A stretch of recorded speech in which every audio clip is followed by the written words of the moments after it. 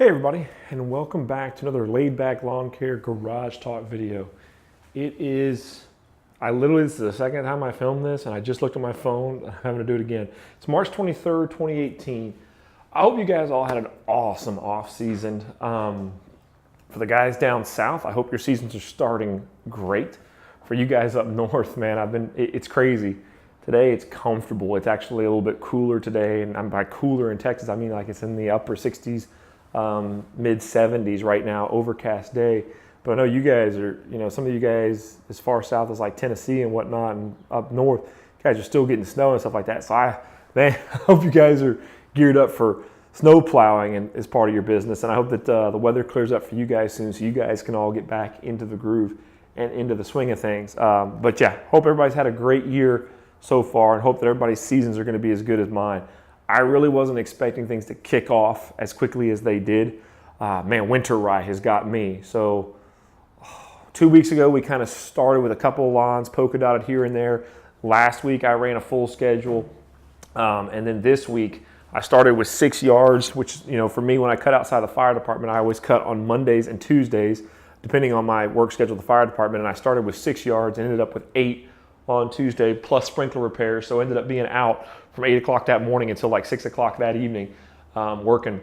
But as a title of this video, I think I'm gonna make it retooling for 2018 and where's your money at. I've had a lot of people asking about the Bad Boy. And I'm shooting myself in the foot on this channel. The Bad Boy has been amazing, has been trouble-free. The only things that need to be or have needed to be done to it was adjusting the hydraulics on one of the hydros was a little bit weak initially, and it was just because one of the adjustment slots needed to be moved down to give the control arm more travel. And then the deck, when it came to me, the deck was not leveled properly, and I still need to get in there and adjust it, the back of it. It's an easy enough system to do. I just have never gotten around to actually making the adjustments to the deck, the turnbuckle in the back end. So I need to do that. But that has always generated the most interest on this channel was the Bad Boy. As a lot of you guys know, some of you may not know, currently 2018 Bad Boy's pulled the Outlaw Standard line off. I reached out to a representative with them who was in their sales department, and he confirmed that yes, they've pulled that line. Not getting out of the market, but Bad Boy is, I gotta work on stop saying because now you all are gonna notice it as well. They are pulling back this year to do redesigns for 2019, and he didn't have any additional information. He wasn't being secret squirrel classified with me. He was just saying that's above my pay grade, that's in the R&D department, I have no idea what they're doing, and I didn't reach out to them. For me, for my business, I have found that most of my yards are the 5,000 to 8,000 square foot yards. I am typically making $1 a minute is what I try and shoot for on properties. On most of these yards, it takes me about 30 minutes, and I like to make $30. I know operational cost as far as oil and filters go is about 46 cents an hour on these mowers. I have not factored in fuel, air filters, belts, or any other type of maintenance items to them, but just oil I know is 46 cents an hour. So when I factor in everything, I'm kind of satisfied at $1 a minute.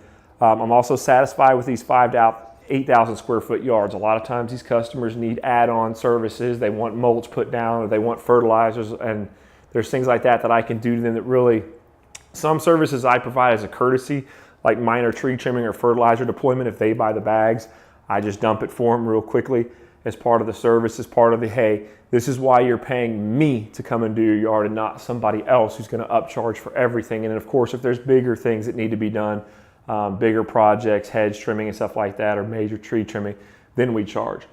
But I have found that the V-Ride, the 36-inch V-Ride, which was purchased in June of 2016, is what I'm using darn near all the time. This guy comes off the trailer, obviously, because it's over the axles, it's the heavier mower, and it gets out of the way.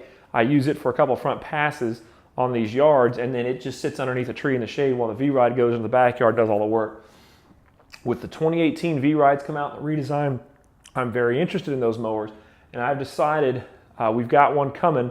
Our local dealership, Empire Seed here in Temple, has he's ordered 2, one for me and just one to have on his showroom. But I talked to Ross over there, got a great deal on it, even better than the deal that the current sale promotion is going on. So I'm not sure they want me to discuss the pricing, so I'm not going to discuss the pricing, but I'm getting a really good deal on a 2018 V-Ride. So I plan, for those of you guys who have been watching the channel, you've been asking, it's not going on hurt. I've got to order 3 filters for this thing. I need to go check because Tractor Supply may have all 3, but I need to get the 2 transmission filters for it and the engine oil filter, and I'm going to change the oil. I'm going to film the oil change, and then in a separate video, I am going to film an in-depth review over this mower because this mower is now for sale.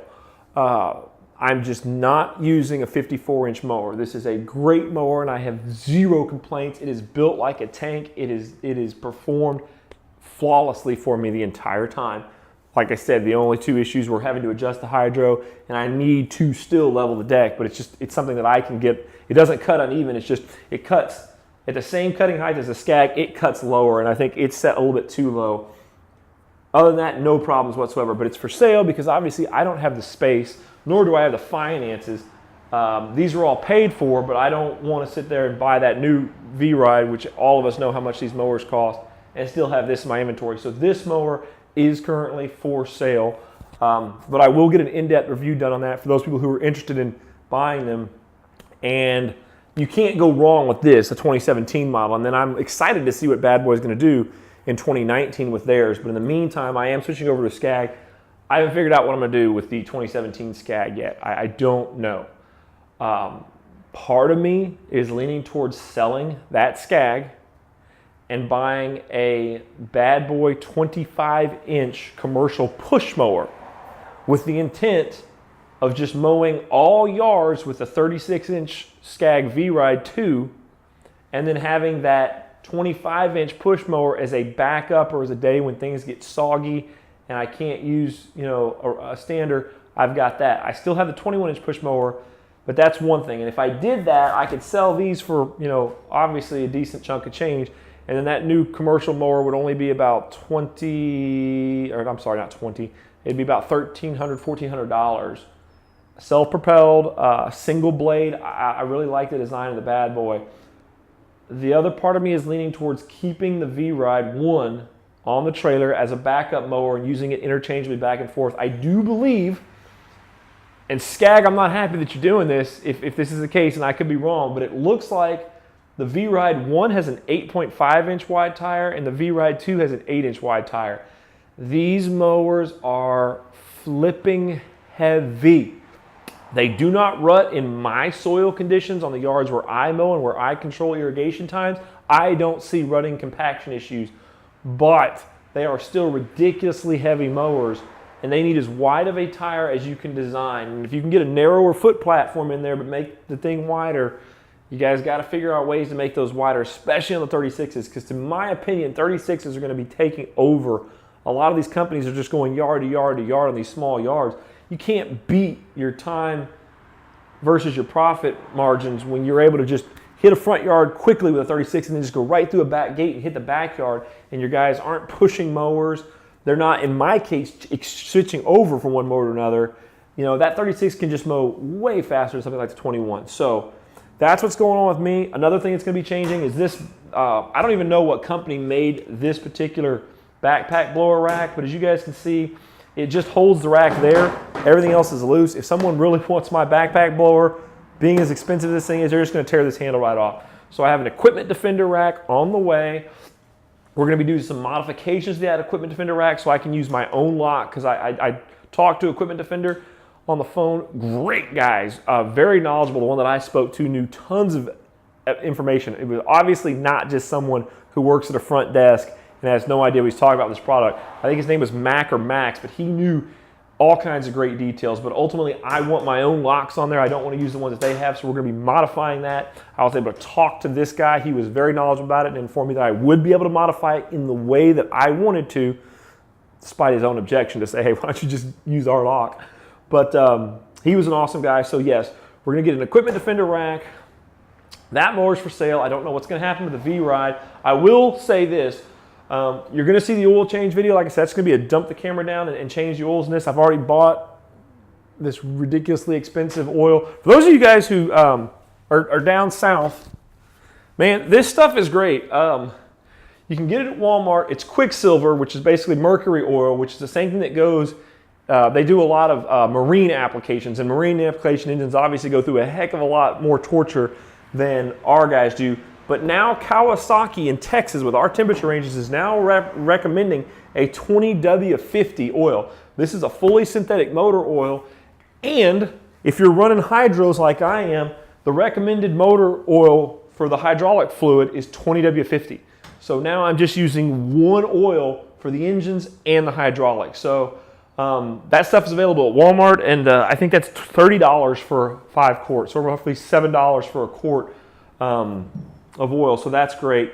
But yeah, expect here in the near future to see the oil changes on this. This mower is going to be going. The Skag V-Ride 2 may possibly be going. I have just found that for me, that 5,000 to 8,000 square foot yard is where I want to stay. It's where I make the most money. When I start going out further west in my area to the larger properties, I typically don't make the same dollar per minute that I do in these average middle class home neighborhoods. The higher class people, they want the work done, they want it to look nice, but on a yard that takes twice as long as one of these, they don't want to pay twice as much. And so I'm finding that that's my niche. Obviously everybody's mileage is going to vary. You know, your income level, your industry, your job, your workforce in your available area is going to dictate how much money people are making, how much they're willing to pay, the neighborhoods, HOAs. There's so many variables and stuff like that. So whatever works for you, I hope you've got it figured out. I've got it dialed in for me, and unfortunately the 54 is just more than what I need. When I bought that 54, I had planned on doing a lot of those bigger yards. I did do a couple of those yards by like, I had some realtors that were selling some properties and they wanted me to go mow with that thing. But that thing, again, people don't want to pay what it's worth per minute and what I can make in these smaller yards. And I found in my neighborhood, a lot of what you run into is cul-de-sacs, where the front yard is very small and the backyard is huge, but they have 36-inch gates. So while this one would be very well suited to mow those big areas, that's the only thing that can get back there. And so that's why I don't really want to go back with a walk behind. I like the V-Ride, but I haven't figured out exactly what I'm going to do. So stay tuned. An in-depth detailed review is going to be coming on this mower. And by in-depth, full disclosure, I mean that was with me almost the entire 2017 season, and it has 33 hours on it as of the recording of this video today. So with 33 hours on it, it is not a long-term review of durability and how parts and stuff hold up, but it is a review of me. I have been the sole operator of that mower.